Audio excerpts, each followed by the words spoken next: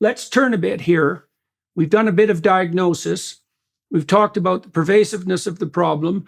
We've talked about your hypothesis that we have to do a very careful consideration of the current circumstance and identification of the leaders, let's say. We have to confront face-to-face the pervasive subversion of our institutions. We have to separate the wheat from the chaff and reestablish them.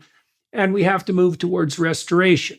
You can see in that sort of a confession, what would you say? A confession, and a move towards atonement. And so on the restoration side, so let's delve into that. Now, the first question might be, well, what exactly are we restoring? And I've been talking to some of the principals at the Alliance for Responsible Citizenship about exactly this in the last weeks, trying to plot our way forward. And so in the Alliance for Responsible Citizenship, we identified 6 or 7 key domains, right? Restoration of the nuclear family, unapologetic support for the idea that the nuclear family is the minimal viable social unit, right? We support for the notion that energy should be made as low cost and freely accessible and easily accessible to people within a market framework as possible, so that we can work towards eradicating absolute poverty. Environmentalism as stewardship and not as, what would you say, apocalyptic fear-mongering in the service of the tyrants. Concern about globalization and regulatory capture and fascist corporate capitalist collusion. The telling of a better story. And we've more recently agreed that all of that is integrated into something approximating, let's say, your vision of restoration, is that we're trying to put the underpinnings of Western civilization back in place and trying to make a very strong case, including to people like Richard Dawkins and Douglas Murray, well, and even you in some ways until recently, let's say, that there is a relationship between the foundations of Western culture and something that's even deeper, that's not political. And so that's the next thing I wanted to talk to you about. So, and maybe we could approach that. I guess we could approach that personally. Now, for a long while, in my understanding, after you moved to the West and you became more acutely aware of the advantages of free discourse and of the tyrannical aspect of the philosophical milieu that you'd been raised in, you were an admirer of the West, but also attracted towards the more atheistic philosophy, let's say, that was put forth by Dawkins and Harris and Hitchens and the horsemen of the atheist movement. And so do you want to walk us through that a little bit, if you would? And before that, I had heard Jonathan Israel. Yeah, I mean, we don't have much time. So, and I don't want to make a caricature of this, of what I believe is a very important, if not the most important aspect of the restoration, is the roots, to seek the roots. I say Christian, sometimes we say Judeo-Christian roots of what has made the foundations on which these societies are built. Yeah, well, we'll take the time. I'm not going to rush you, for sure. I'd like to let this unfold because it's crucially important. Yeah. On the personal side, as I have told it a few times, and it's very, very personal, I have had my own awakening that has to do with my mental breakdown, depression, anxiety, all of these things, the meaning and purpose of life, and not finding, I just couldn't find it. I didn't find it in the material world. And to give you an example, if you think of someone like me who comes from, I grew up in a childhood where there was very little. Little of everything, little food, little water, no water. I mean, we didn't have running water. scarcity. There were people who were poorer than us, but we were poor. I remember books. I loved books, and there weren't books. So, sometimes I would finish a book that I borrowed or that we borrowed from the library, and the last few pages, which is where the resolution of the story is, would have fallen out of that book. And I would go to a bookshop, pretend I was buying the book, actually read the last pages in the bookshop, and then leave until our Indian booksellers noticed what we were doing and chased us out of the... So that level of poverty. And so then I come where there is plenty. And I find myself in my 40s and 50s surrounded by absolutely everything, materially completely satiated, happily married, 2 children, everything that you would describe would give meaning and purpose.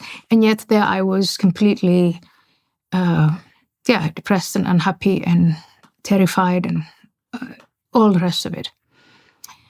And I was self-medicating. I was self-medicating with wine, with alcohol, and that was where my go-to was. That actually brought me on the brink of destruction. And I sought help, and the help went from, obviously, with me focusing on the material again, scientific help. I'm going to see people who I trust to be the professionals who will fix me and fix this need. And that didn't happen. They were good people. I learned a lot. I learned a lot about the human brain, the human psyche. I respect, and I'm still a huge admirer of some of the people that I saw. But the one person who made a change was, you're looking in the wrong places. Her diagnosis was, what you're going through is it's spiritual bankruptcy. Mm-hmm, mm-hmm.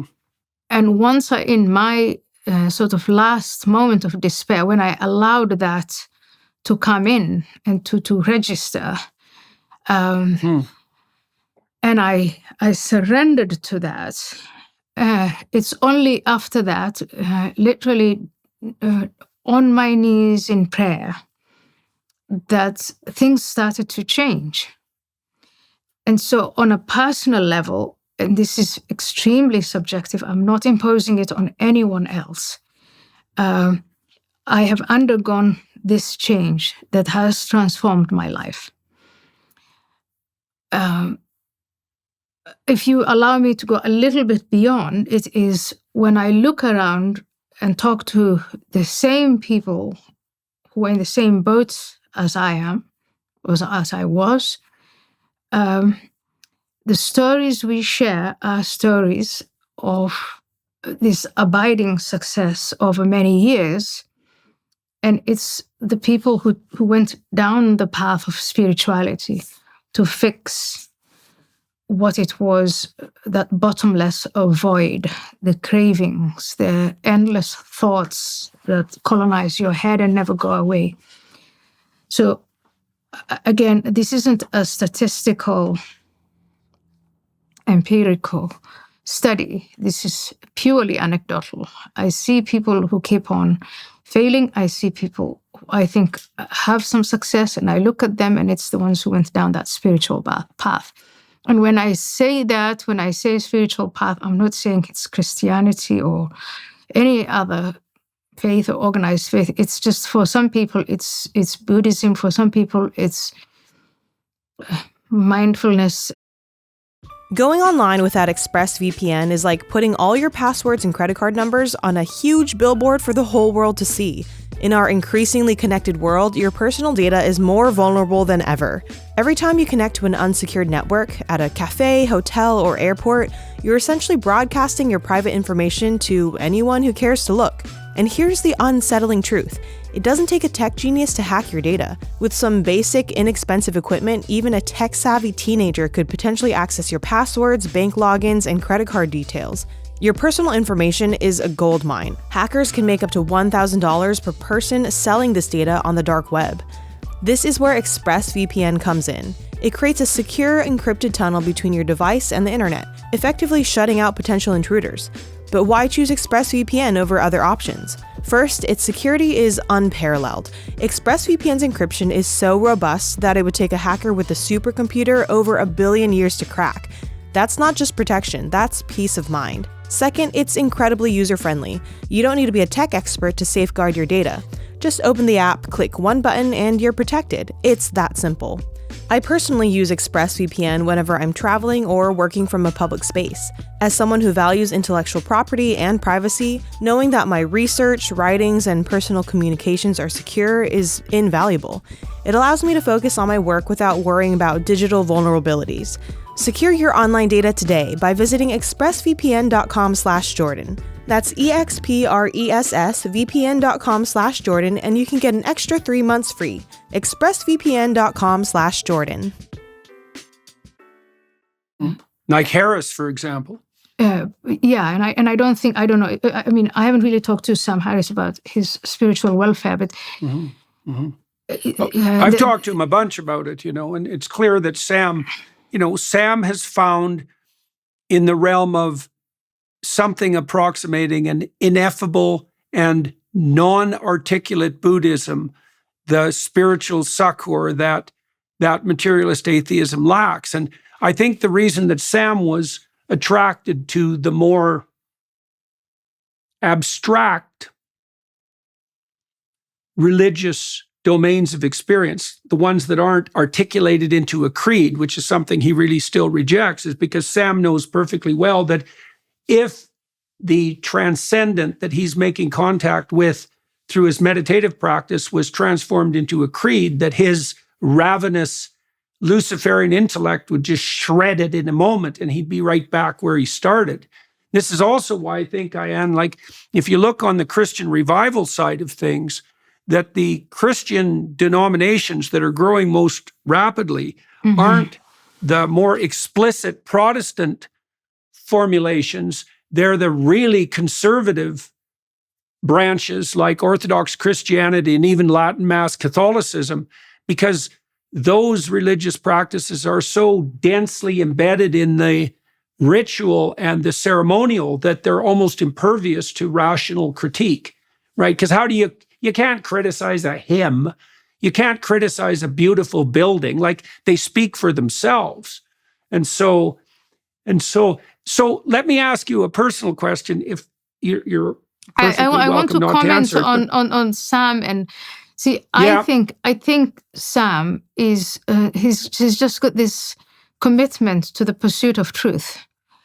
And so I haven't spoken to him since my conversion, and I'm going to make I've been very busy. I know he's also very, very busy, but I would be really fascinated to have a conversation with him about it because yes, that's necessary. He is just so committed to it. And so when we talk about these different levels of consciousness and different levels and planes of perception, I am so curious to know what he thinks of that, what he would say about that. I've spoken to Richard. Yeah.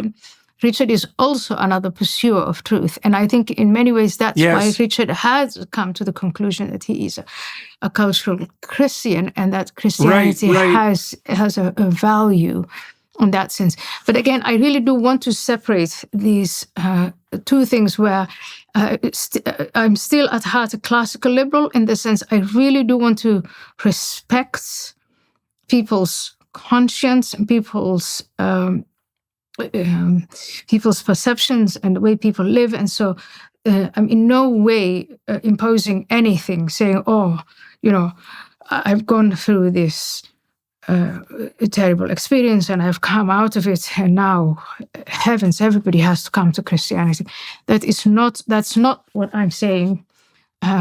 I'm saying in my work, in the realm of ideas, and in this quest to understand subversion, who is subverting us, and all of this, Christianity is one of probably the most important idea for us to grasp. Even if I were an atheist, I would say that. The most important ideas to grasp, because it takes us to the roots of our civilization. And if you want to reject parts of it, that's okay. But I think the wholesale rejection of Christianity and its legacy is precisely what brought us where we are. That's why we're in the sorts of trouble we are in.